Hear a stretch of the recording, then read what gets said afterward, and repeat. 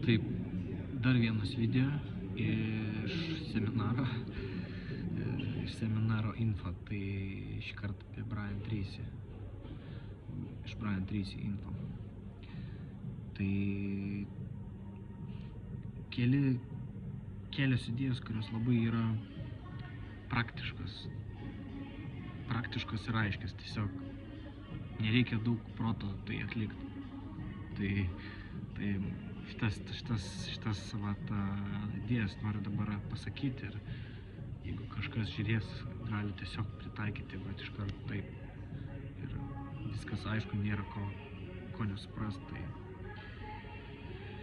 jeigu nori uždirbti daugiau pinigų per mėnesį, per metus, bet negali, nežinai kaip, yra toks triukas.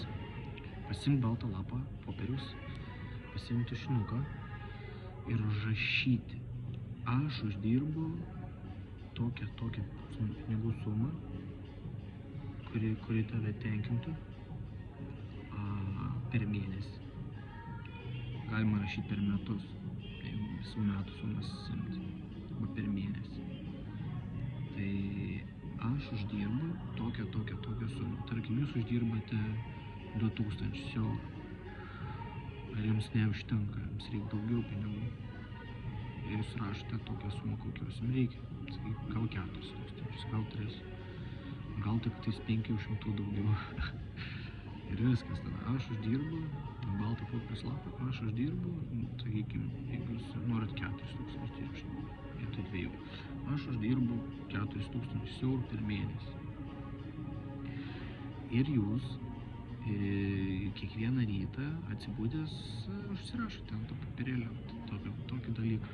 Galite ir vakarę užsirašyti, galite ir per pietus dar, jeigu jūs esate motyvuoti ir šalki.